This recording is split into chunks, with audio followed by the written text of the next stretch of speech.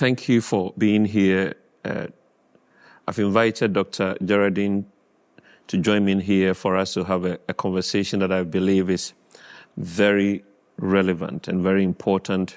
As Christians, we do pray, and as a church in particular, we spend a lot of time praying. And part of our praying has to do with healing or asking God to heal various diseases that we know will be common to people. And at times we get intercessory prayer requests, one of which has become very common, and it is what is known as stroke. It's good for us to pray, but it's good also for us to be aware of something that we can prevent or we can stop it happening. And so I've invited Dr. Geraldine to join me for us to find out what it is and what causes it and how you and I can prevent it. And so a special welcome to you, Dr. Geraldine. Thank you, Pastor. And so let me start off by just going straight to the point. What is stroke? Because a number of people in the church and outside the church that many people in the congregation might know have suffered from this. So what it is? So first of all, if you think about the word stroke, so stroke is similar to the word strike. And if you think about it, if you want to strike something, you do it very quickly. And that's where the term stroke is derived from. It's a very quick action on the body where there is a sudden loss of function. It could be loss of function of the body movement or the facial movements or your speech or your vision. So sudden loss of what we call neurological deficits. Sudden loss of? Neurological deficits, okay, which is as a result of lack of blood supply to the brain. So that's what it is. So when there's a lack of blood supply to the brain, there is cell death. And the part of the brain that's supposed to supply that function of the body, it can't happen basically. So it's a sudden loss of neurological function as a result of blood loss and blood loss to the brain tissue. So by that definition, my understanding or what you're trying to say is that the body or the brain needs blood going into... Exactly. Every part of our body needs blood. Blood supply. Absolutely, because blood carries oxygen, and all the tissues in the body need oxygen to function. Yeah. If our tissues lack oxygen, then they start to die.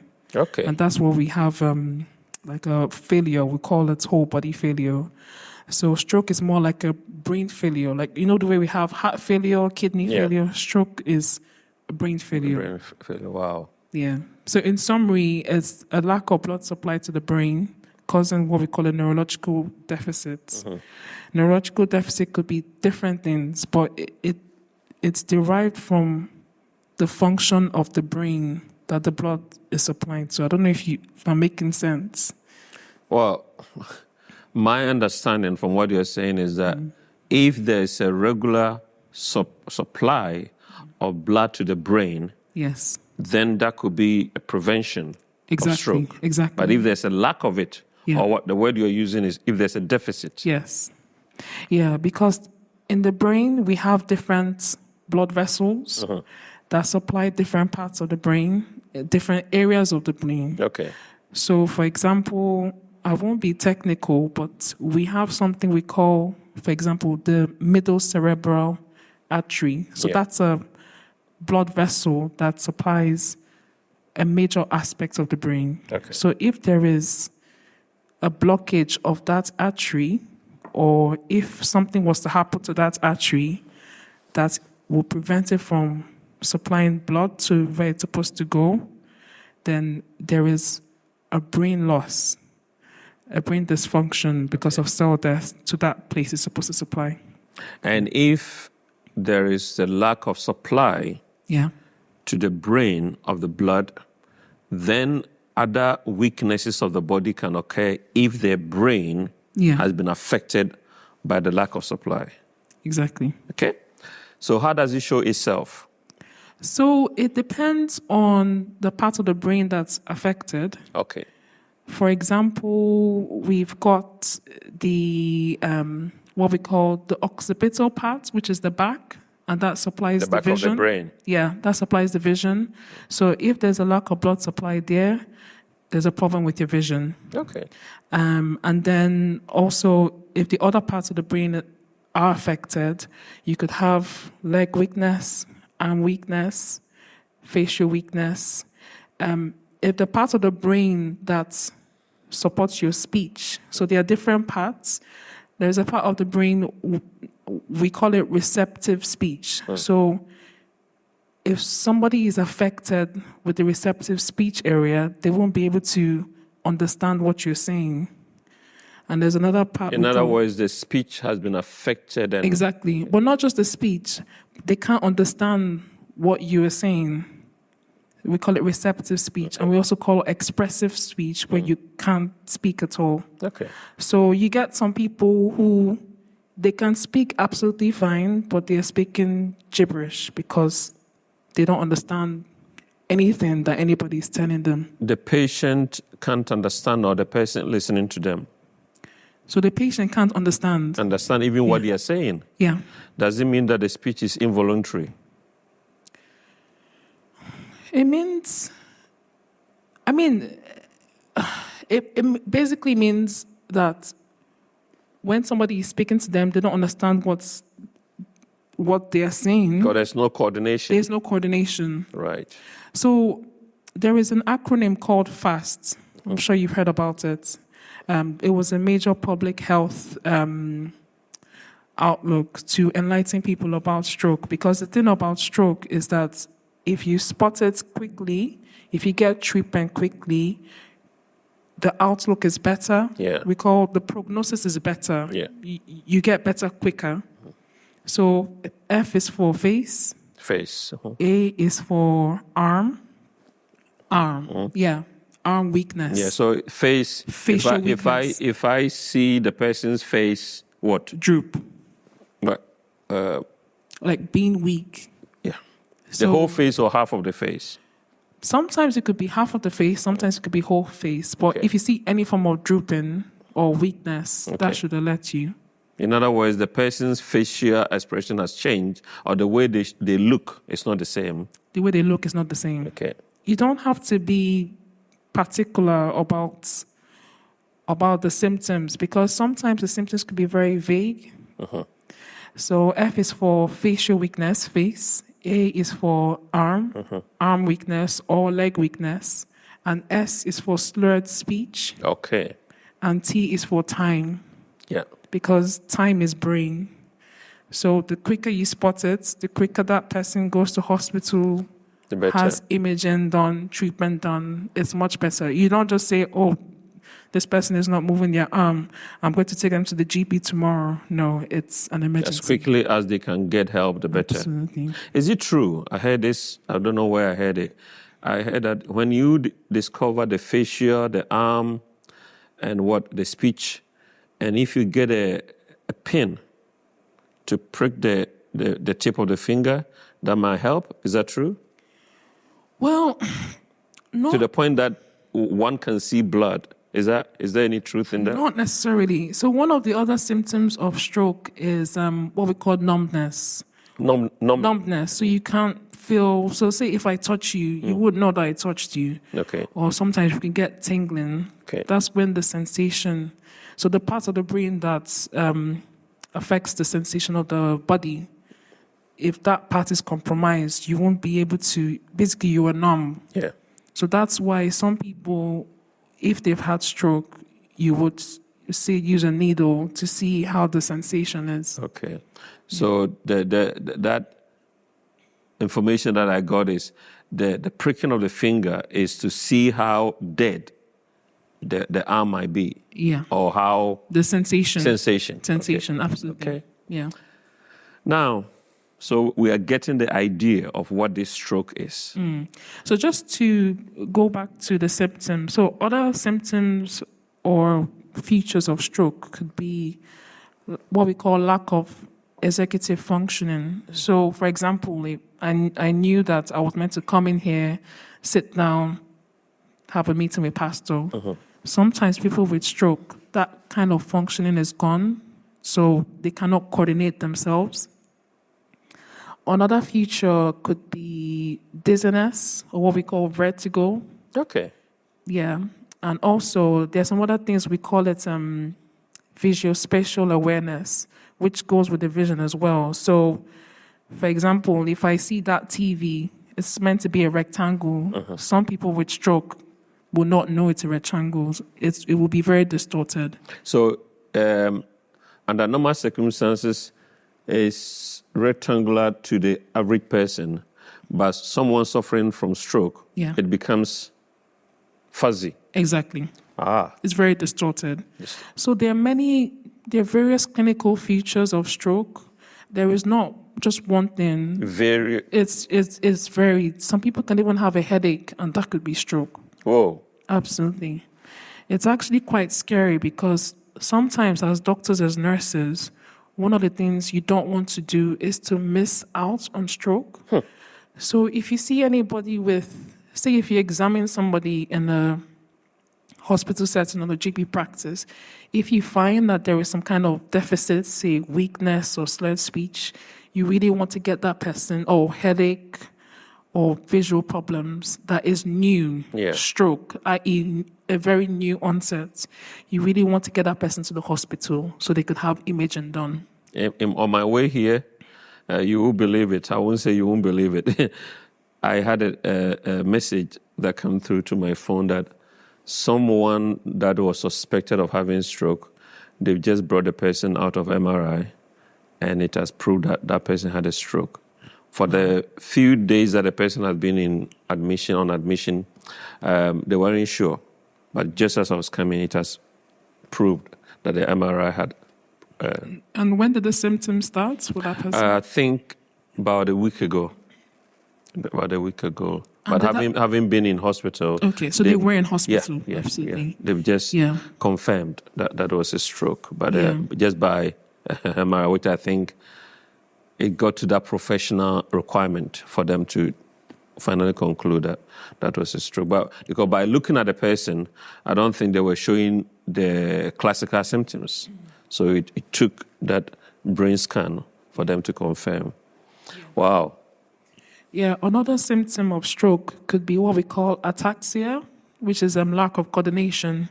So, for example, if I was to write a sentence, people with ataxia, they cannot coordinate their movements well, or when they walk, they are not coordinated with their walking. So, what do you call that again? Ataxia. Ataxia. Yeah, ATAXIA. Okay. So lack of coordination. I see. So basically, there are so many clinical features of stroke, and sadly, death is a clinical feature of stroke, because if there is a lack of blood supply to the brainstem, which supplies the respiratory system, the cardiovascular center, which deals with things like your heart rate and your blood pressure, ultimately you will die. Interestingly, though, those who have survived the initial attack seem to go on for a while. Of course, we're going to touch on recovery, but those who wouldn't die immediately, they seem to carry on for far too. And at times, feeling sorry for them is not the best expression, but you feel as if, for how long are they going to suffer or endure this? Yeah, so another thing I didn't add with the definition of stroke, which I should have done, is that when you have a neurological deficit, if it lasts for more than 24 hours, it's a stroke. If it's less than 24 hours, it's called a transient ischemic attack, a TIA.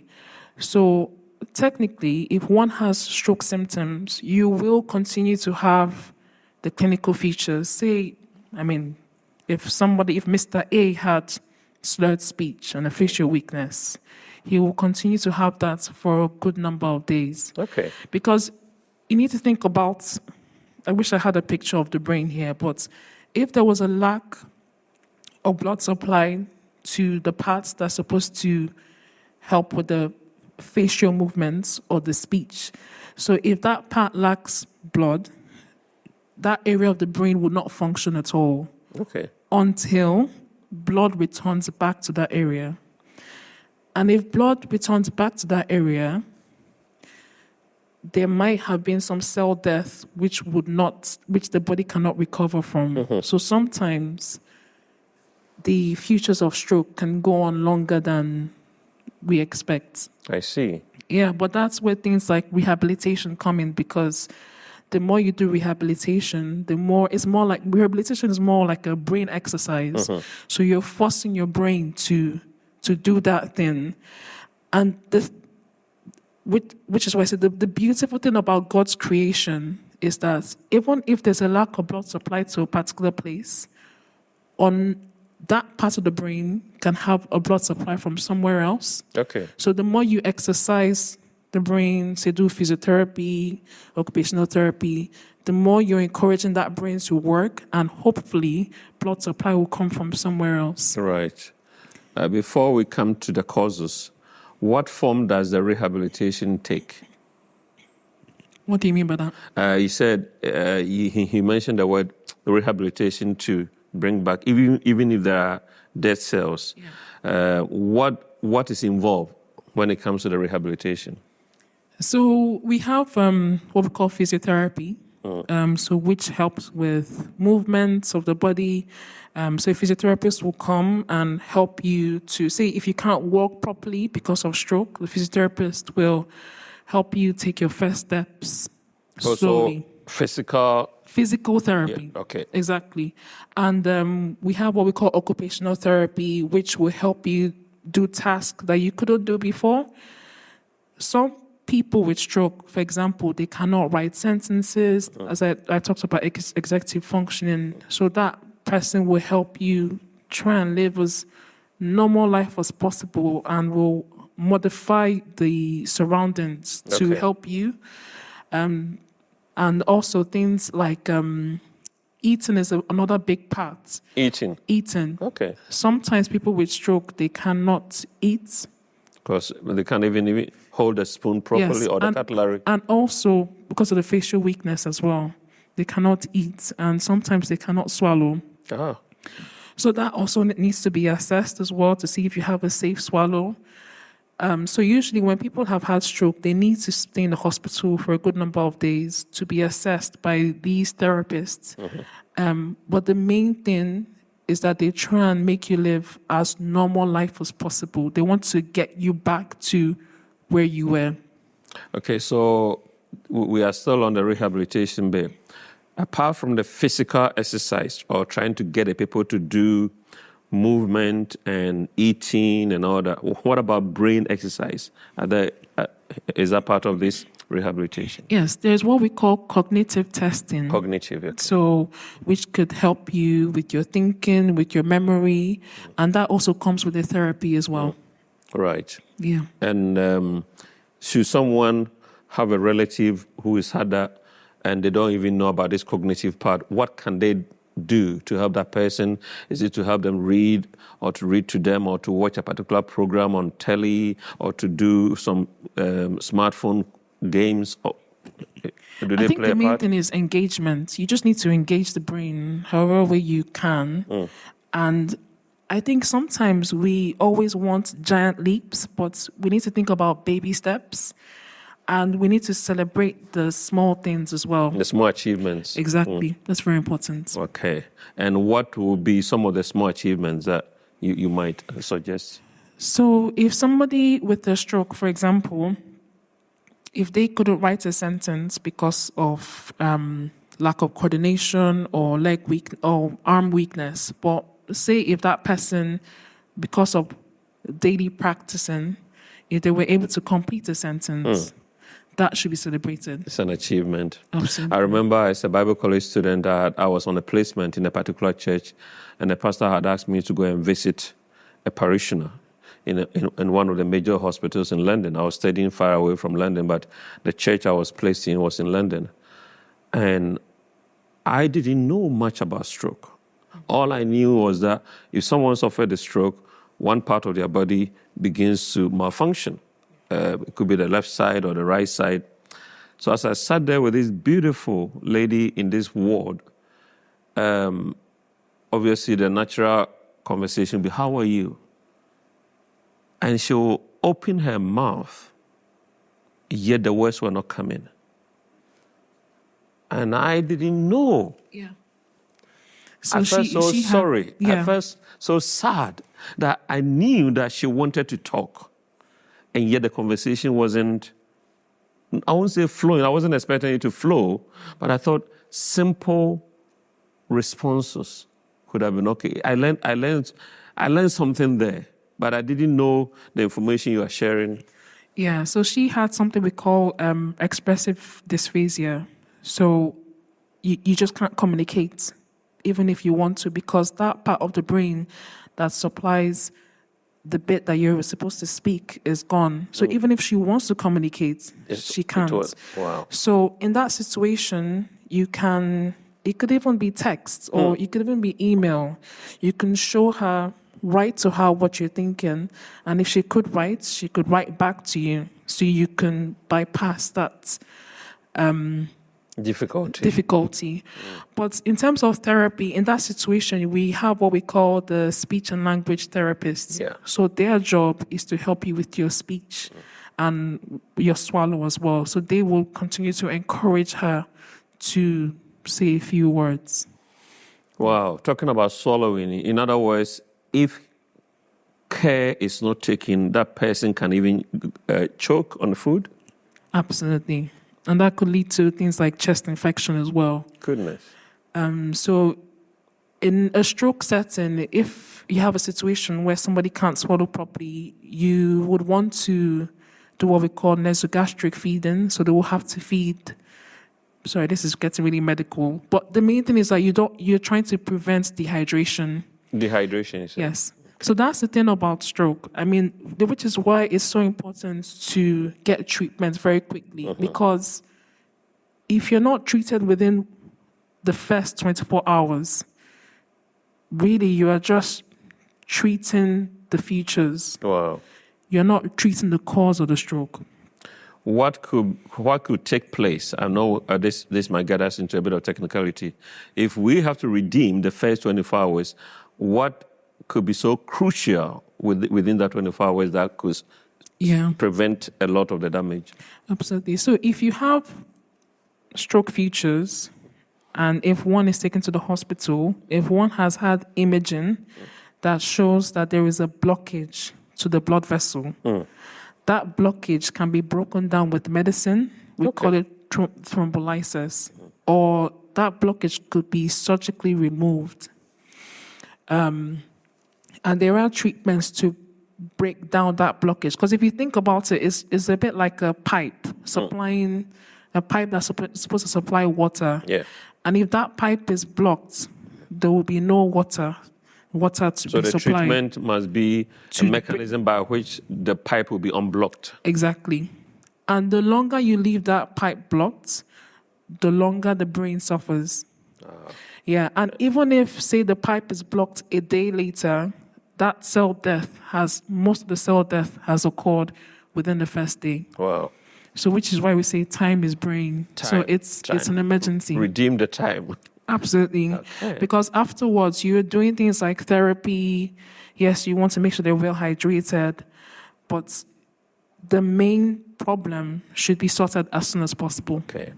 Well, if we are redeeming the time, then we must redeem ourselves from this, or do our very best to prevent stroke happening altogether. Absolutely. Now, if that is the case, with people watching us, tell us what the average person can do in terms of diet, in terms of exercise. I'm going to leave that to you just to outline some of the things that, maybe basic things that one can do for stroke not to happen at all. Before I talk about that, I will just quickly talk about the types of stroke. Okay. So we've got the ischemic stroke, which is the most common type, 70%. What is it called again? Ischemic stroke. Ischemic. Ischemic. Yeah. So ischemia means basically, as I told you about, lack of oxygen to tissues. Okay. So ischemia is when the tissue lacks oxygen. So that's the first type, which is where you have a blockage in the blood vessel. Yeah. And the second type is what we call hemorrhagic stroke. So hemorrhagic stroke is when that blood vessel bursts. Hemorrhagic. Yeah, so hemorrhages. Yeah. So the blood vessel bursts. Yeah. And that blood that was meant to go to that part of the brain cannot reach there. Okay. Yeah. So the thing about those two causes, one of the ways to prevent stroke, the most important way is hypertension. What is that? High blood pressure, hypertension. Okay. So 50% of the strokes that we have is caused by hypertension. 50%. For the person who doesn't understand hypertension, would you just... I think everybody knows what hypertension is. Well, that's a bit of an assumption. There might be someone watching us going, oh, please help me. So hypertension is high blood pressure. High blood pressure. Okay. Yeah, high blood pressure. So obviously you have your heart, which beats blood to all the blood vessels in your body. But with hypertension, there is a high pressure from the heart to the whole body. And so one of the things it does, sometimes it might make the blood vessels narrower. Something to do with the protein. I won't go too technical. Okay. But if your blood vessels are narrower, you are more likely to have an occlusion, a blockage. Okay. And also the other thing with hypertension is that if you have high blood pressure, it increases your chance of hemorrhagic stroke as well. Okay. So hypertension is the biggest cause. Risk factor. Absolutely. Okay. And the thing about hypertension is that most people don't know they have it, which is really sad. And another thing about hypertension is that even when people have it, they are not too serious with treating it because they don't have any symptoms. You hardly get symptoms from hypertension. People think, oh, if you have high blood pressure, you need to have headache or eye problems. No, I could have hypertension and I would have no idea. So one of the ways you find out is by buying a blood pressure monitor. Okay. You don't have to see the GP for this. It's very cheap. It costs about 30, 40 pounds. And you check your blood pressure regularly, probably once a week. Okay. Yeah. To know, and what will be the abnormal high blood pressure? So anything, I would say, above 140 systolic and diastolic 90. So the systolic is the top figure, diastolic is the bottom figure. So anything I would say above 140 over 90. So the normal blood pressure will be 140. Below 140. Over 90. And below 90. Yeah. But it varies according to whether you're a man or woman, and also it varies according to your ethnicity as well. Because, for example, Black and Asians, because we are more likely to have complications from hypertension, our range is much lower in terms of your blood pressure reading. So race? Yeah, race is a very important concept, yeah. How come? Is it because of our diet or...? I think it's a combination of things. Okay. But I think the environment and the genes also play a factor as well.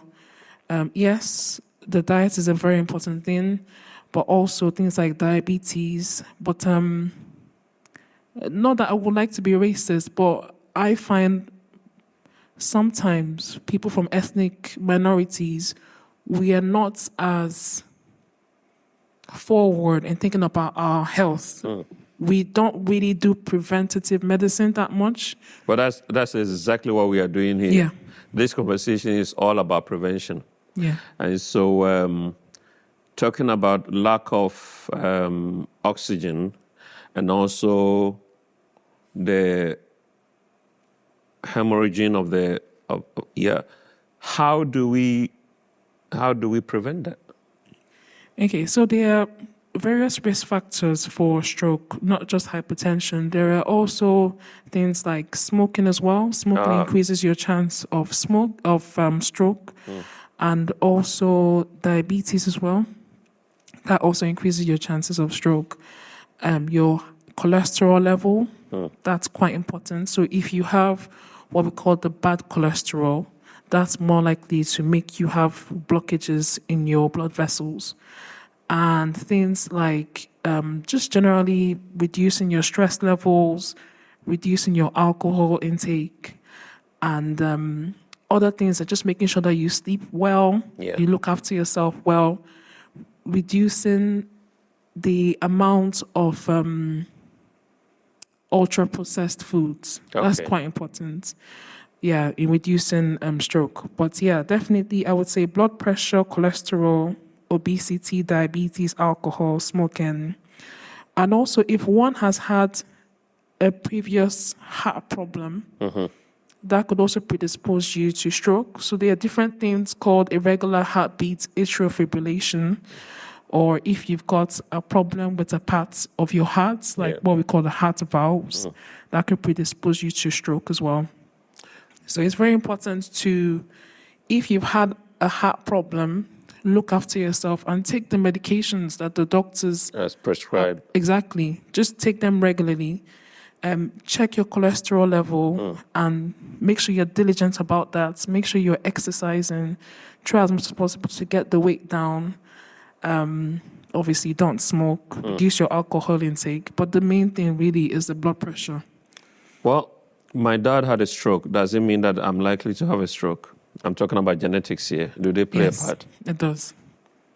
It does. I think mainly because the risk factors are genetic. So things like hypertension is genetic. Cholesterol, having a high cholesterol level, that's genetic as well. Things like diabetes as well. Although type 1 diabetes is genetic, type 2 is not. But you have to think about the environment.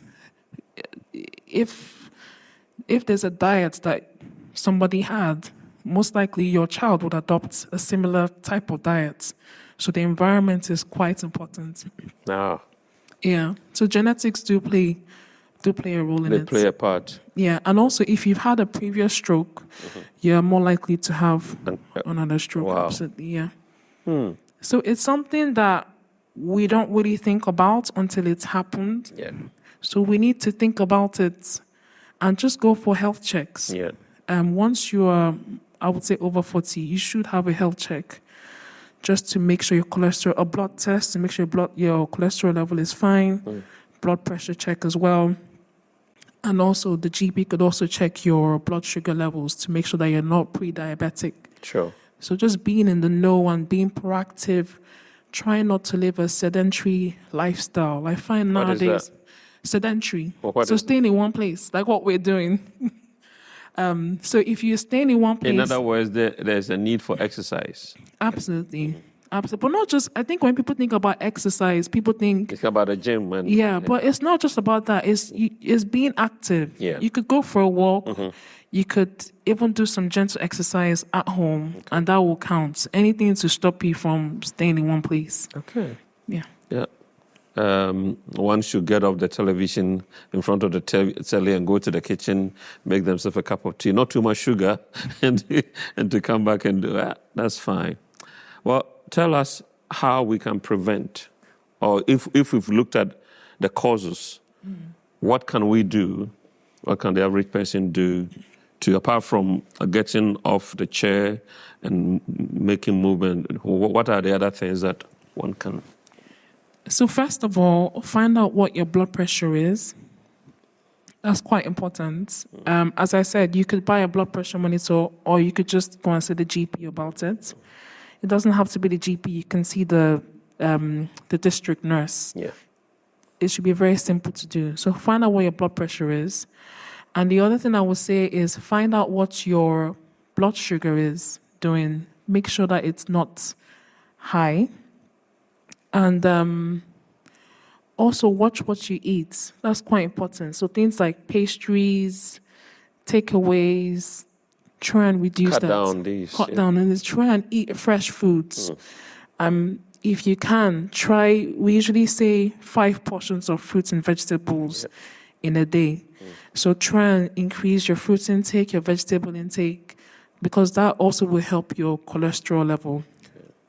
And talked about exercise, things like smoking, alcoholism, very, very important. Just minimize your alcohol intake. I mean, some people don't take alcohol at all. To be honest, that's probably the best thing. It's the best thing because you wouldn't be affected by it anyway.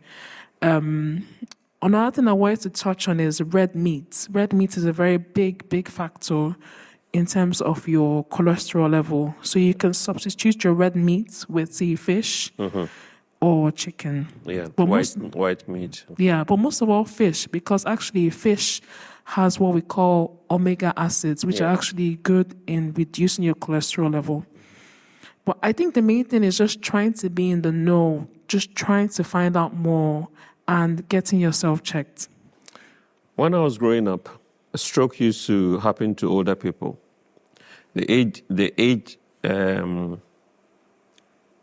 at which people are getting stroke is getting lower. Why do you think that might be the case? It's our lifestyle. Stress, busyness, it's all diet. of it. All of it. It's a lifestyle. If you think about what our parents did, they were much more active than how we are now. Our parents didn't have Netflix. They didn't have McDonald's, KFC. Have TV. It's really the lifestyle. And they used to eat fresh foods before. Whilst now everything is processed. Everything is bought. So just trying to think about what you're eating, exercising, your blood pressure. Stress is also a major aspect as well. I think the world has taken on too much. We've got machinery to take off a bit of the stress, but even still, we are taking on too much. We sleep working, we wake up working. The brain is busy. And unfortunately, COVID hasn't helped because I feel COVID has kind of taught us that we could live a sedentary lifestyle and it's okay because we have Zoom meetings in our houses. You know, sometimes if you don't want to go to church, you can check YouTube for church services.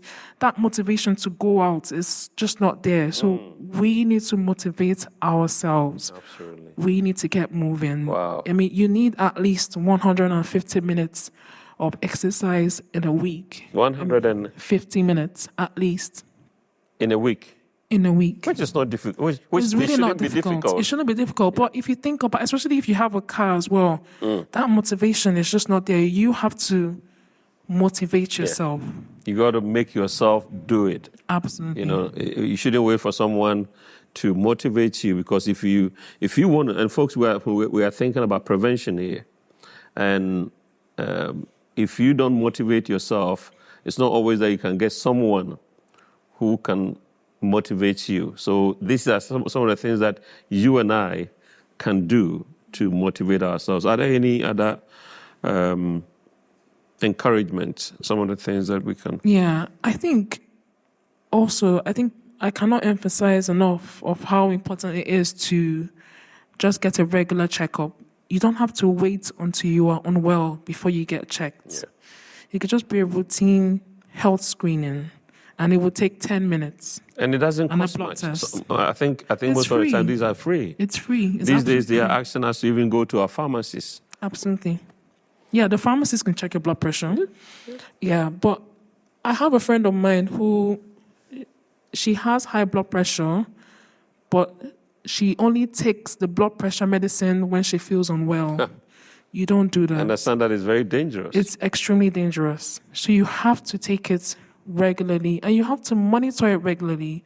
So by the time you see the doctor or the nurse, you will say, these are my readings. I have been checking it for the past couple of weeks and this is my average because blood pressure changes morning to night.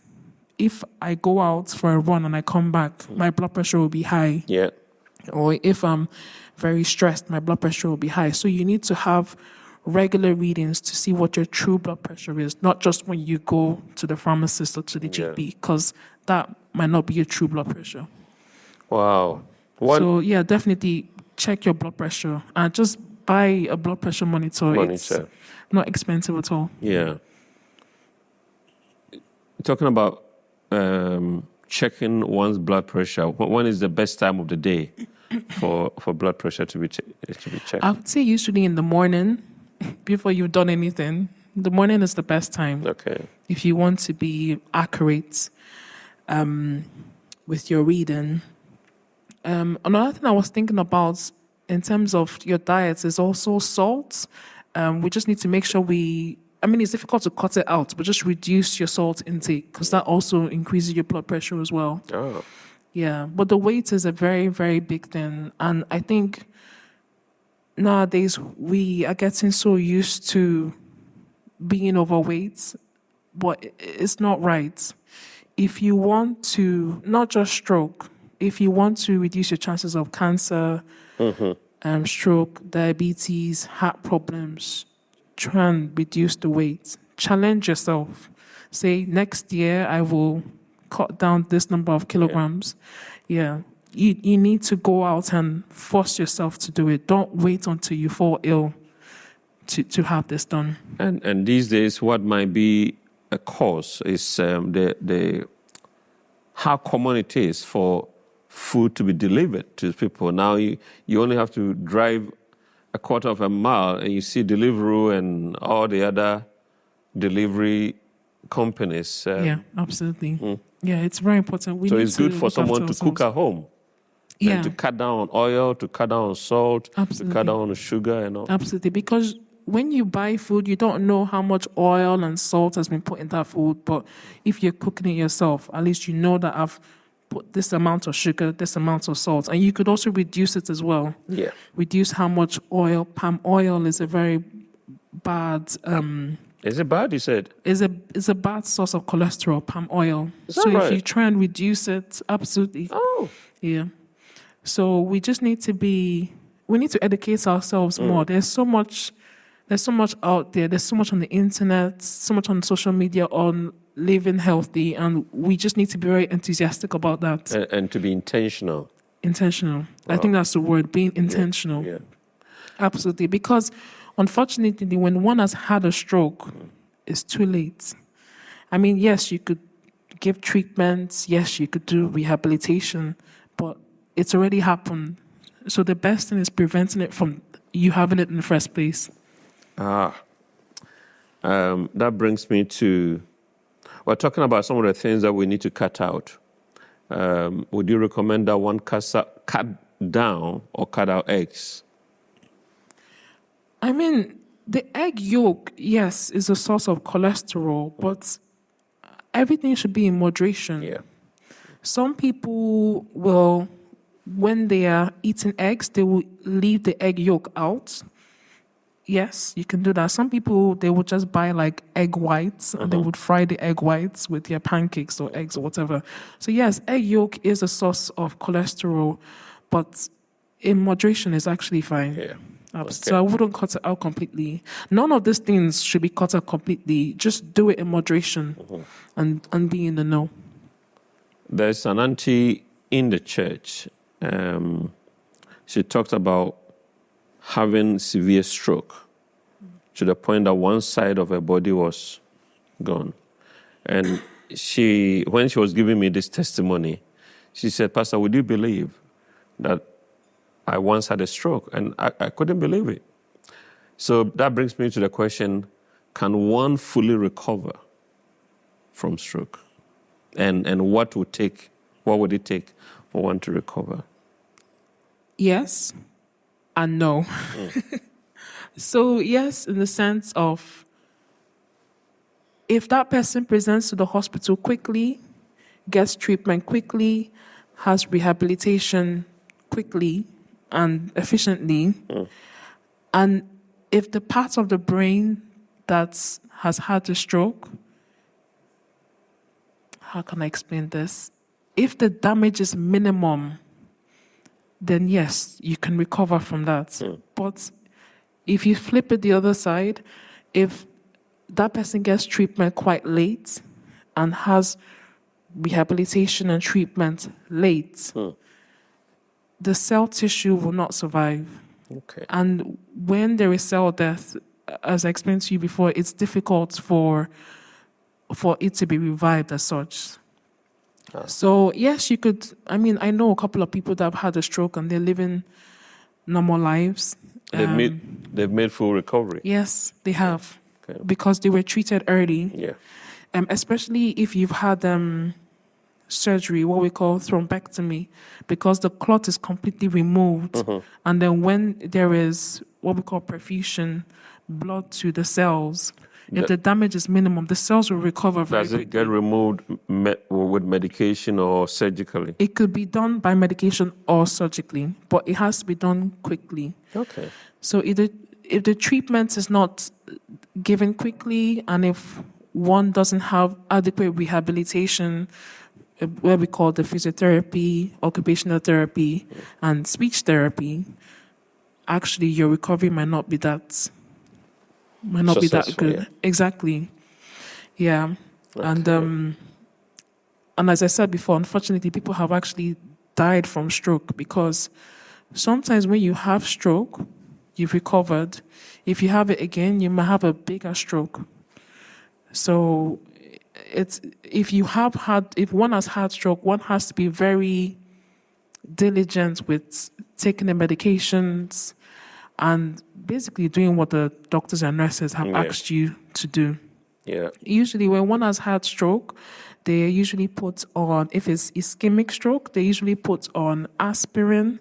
They're usually given statin, which will reduce the cholesterol level, and you would have your blood glucose level checked. If there is diabetes, that would be treated as well. And if hypertension is a problem, they will be put on what we call antihypertensives. Okay. So the annoying thing about stroke, not just stroke, but heart problems as well, is that when one has had it, unfortunately, you end up taking lots of medications, which people don't like. I know. But it's very important to continue to take it. Once it's been given to you, once it's been prescribed. Yeah, absolutely. You have to be diligent. Absolutely, because you don't want that to happen again. Yeah, and the probability of it happening again is higher. Absolutely.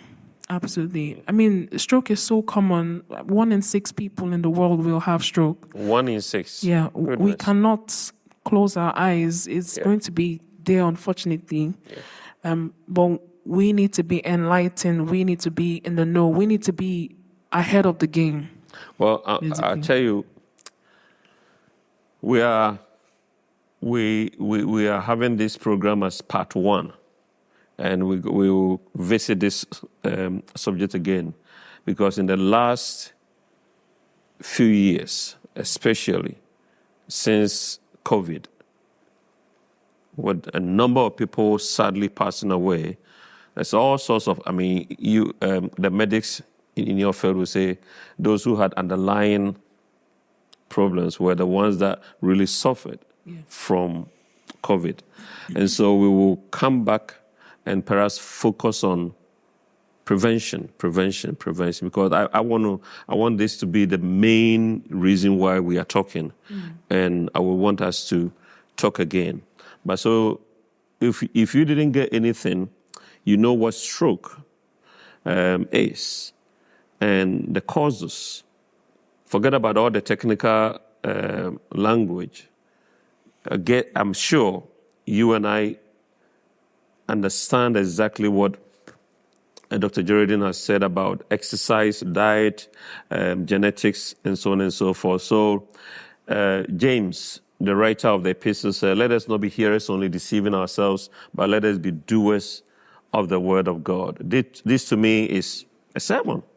And it's not enough for us to hear what the conversation has been about, but let's be intentional in practicing what we've heard. As we're coming to the end of this conversation, what are your last thoughts that you give to us before? I think I would say the take-home messages is be aware, find out more. So after listening to this talk, go on the internet and you find out what stroke is. Google stroke, and it's all there.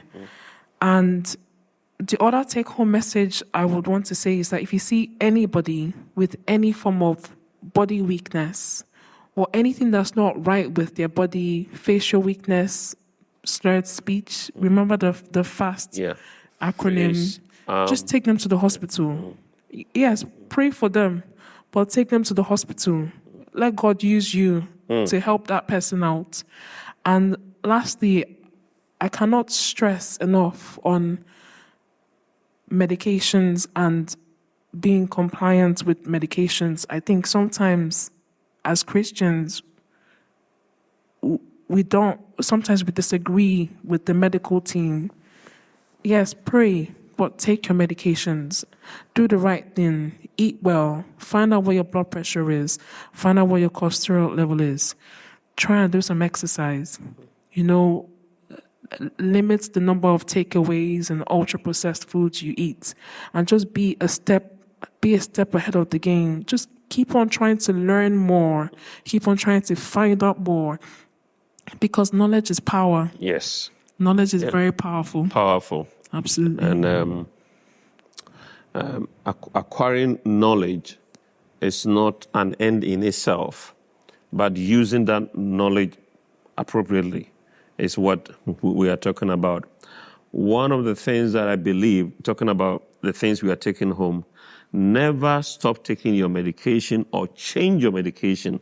I believe one has to be careful that the doctor knows what he or she is doing by giving you that. And if you are not reacting well to that medication, go back to the doctor. Absolutely. And let the doctor either reduce it, increase it, or balance it. But I have heard of people who have stopped, especially men, when it's got to do with the high blood pressure, and they stop taking it or not taking it consistently. Absolutely. Some of the end results have not been good. Yeah. I know someone personally who, when they stopped taking their medication, ended up having stroke. Absolutely. Don't let the side effects put you off. Consult someone medical before you stop. Absolutely. Yeah. Well, I cannot thank you enough. It's been a very easy conversation. We could have been going on for the next hour or so, but we're going to stop here. And definitely we will do part 2, perhaps if not directly on stroke, some of the things that can come as a result of stroke, we will touch on that. But I want to believe that this has been beneficial to you and that you will not keep it to yourself. You can share the link on your social media handles. And if we can help you, I believe in this case, it's not we as a church, we can pray for you, as I started by saying. But when it comes to this, we will do the praying, we will do the spiritual bit, but go and see your doctor. Thankfully, in this country, you don't have to pay to go and see your doctor or your pharmacist. Do something about that. Don't keep quiet about it. Take steps, intentional steps to look after your health.